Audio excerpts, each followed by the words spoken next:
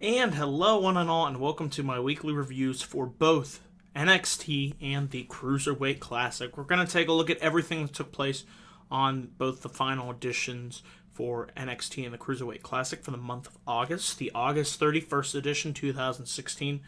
First, I want to say it's hard to believe it's already September. I mean, man, oh man, where does the year go?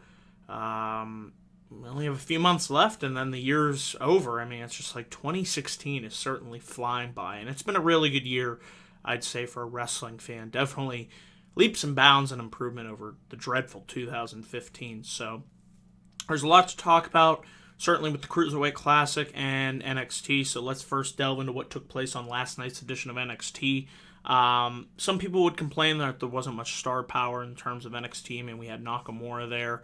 But it was mostly, I felt, about establishing several new developmental talents moving forward. So we saw several matches in that pattern. So therefore, while it may not have been the most eventful edition of NXT, it was nice to see the focus shift back to developmental talent and, focusing on them versus the bigger names such as Austin Aries, Bobby Roode, and so on. I like those names, don't get me wrong. I just feel that they should be up on the main roster rather than hanging around too long in NXT, and that the focus of NXT should continue to be on developing new stars. That should be the main goal. And let's just get into what took place on NXT tonight. We first had a backstage segment. It was an update on Samoa Joe's condition, and they did not clear Joe for any in-ring competition at this time, and Joe got up and walked away angrily. Now, perfect case in point with Samoa Joe.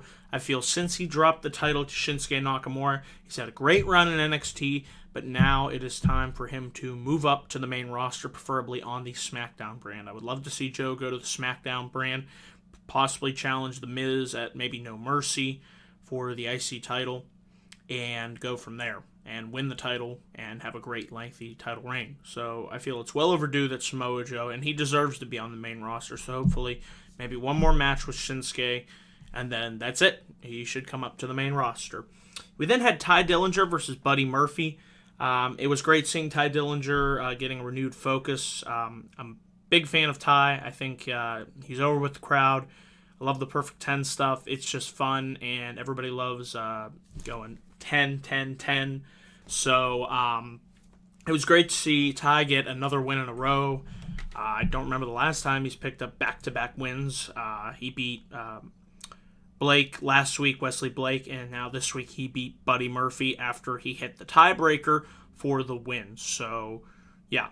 Hopefully they do more with Ty Dillinger now that a number of names have gotten called up to the main roster. Hopefully he can see some development here on the NXT brand.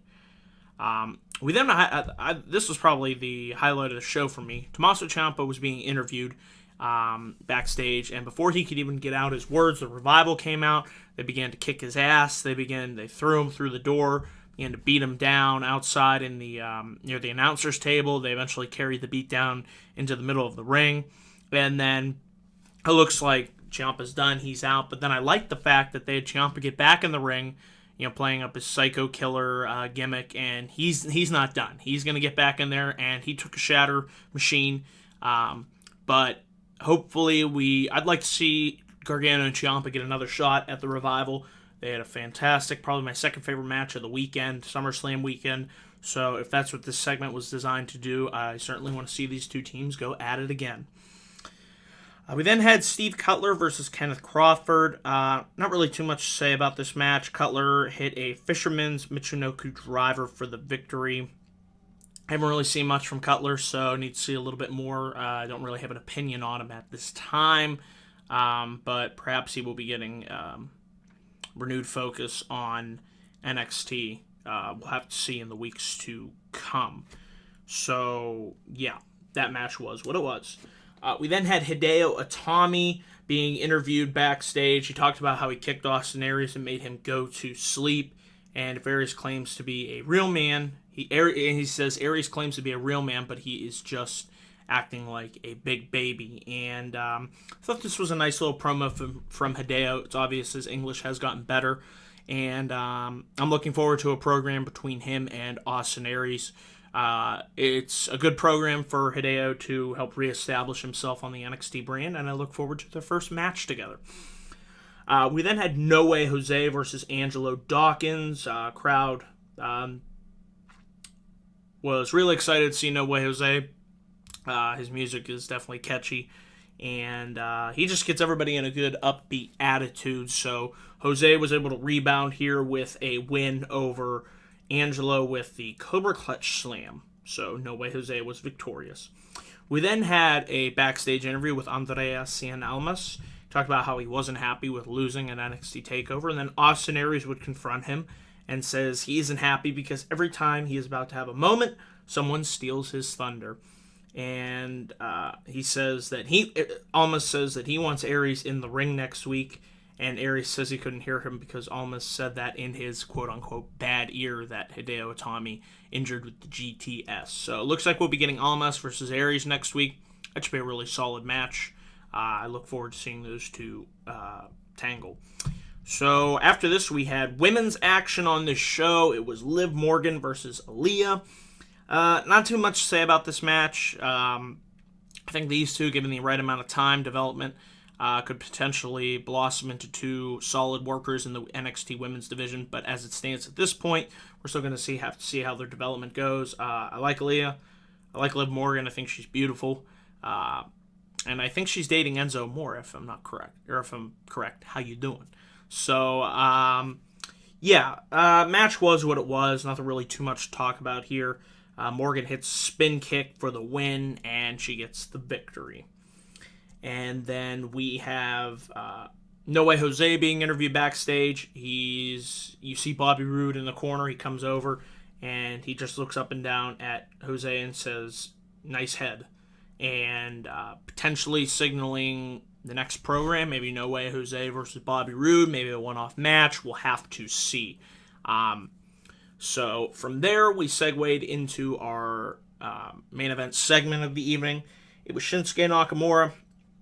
I thought he did fairly well here for his command of the English language. While it wasn't the best, I was still able to understand every point that he made. Got a monster reaction when he came down to ringside. And he talked about how there was only one place left for him to go, that was NXT. He wanted to challenge himself to see truly how good he was. And he faced the best in Samoa Joe and how he beat Finn Balor and Sami Zayn. They highlighted his journey throughout the show tonight. And then eventually his crowning achievement, winning the NXT Championship. So happy for Shinsuke, and I look forward to seeing what he does in his which should be a lengthy title reign for NXT. He says, Joe's era is over, and now it is the era of strong style. So, nice little, promo there to close out this week's edition of NXT. Kind of thought it was uneventful in a way. So, I thought it was average at best. I'd probably give it a just straight up C. Go with a C. So, a C show this week for NXT. So, those are my thoughts on that. Now, let's delve into what I thought was another excellent edition of the Cruiserweight Classic. So we move on to the quarterfinal matchups. And in our first matchup of this evening, we had Akira Tozawa versus Gran Metalik. I thought these two worked a really good match together. Tozawa with his just screaming and intensity, and Metalik's, luchador background, I think combined for a really good worked match, a really solid match, I have to say. I really thought Tozawa was going to win this match. There were several instances where there was a nice looking suicide dive attempted by Tozawa. I think he hit it several times, actually, 2 times to be exact.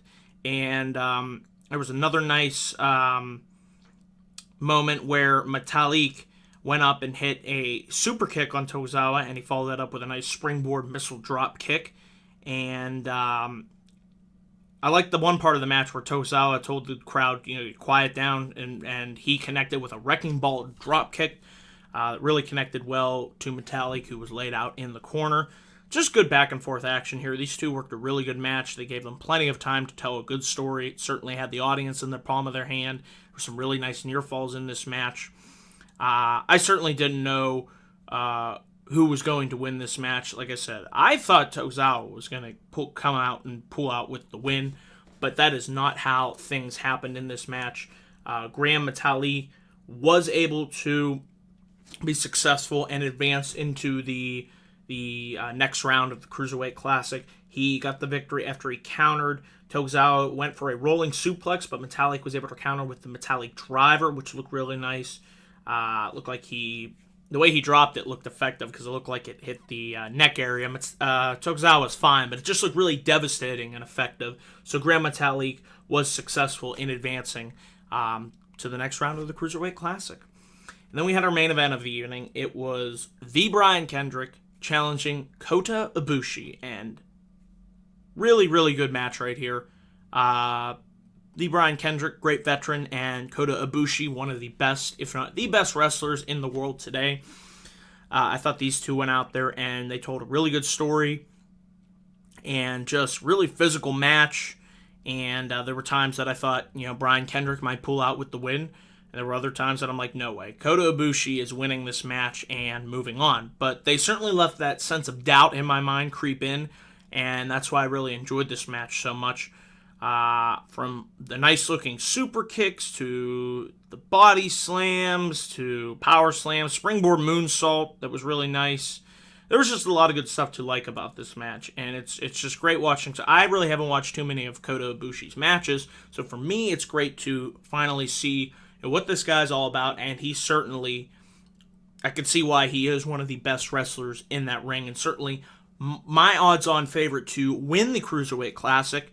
And Kota Ibushi went for the Phoenix Splash, and Kendrick was able to duck out of the way, and he got Ibushi trapped in the bully choke, and Ibushi hit a nice-looking enziguri to Kendrick, and Ibushi plants Kendrick with the Golden Star Powerbomb to pick up the victory, and then afterwards, really liked this touch. We had an emotional Brian Kendrick in the ring. He's crying. They're saying, thank you, Brian. He said this. They built it up as his last opportunity. This is his last chance, potentially at glory in WWE. And he came up short, but despite that, we had Daniel Bryan come out and give him a hug in the ring, and that's how we went off the air. So really good edition of the Cruiserweight Classic.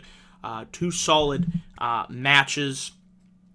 And with that, we will have several matches lined up for next week as the quarterfinal matches continue. And this is what we have on storage. Should be a good episode. Noam Dar versus Zack Sabre Jr. I'm picking Sabre Jr. to walk out of the winner of that match. And we have TJ Perkins versus Rich Swann. I'm really looking forward to that match because I like both guys. I want both guys to win. But there can only be one winner, so we'll have to see who walks out the winner. So guys, yeah, those are my thoughts. A solid A for this week's edition of the Cruiserweight Classic, and like I said, C for NXT this week. So those are my thoughts and opinions. Like I said, let me know down in the comments section below what you all thought of the CWC and NXT this week. I enjoy reading your comments and getting feedback on that.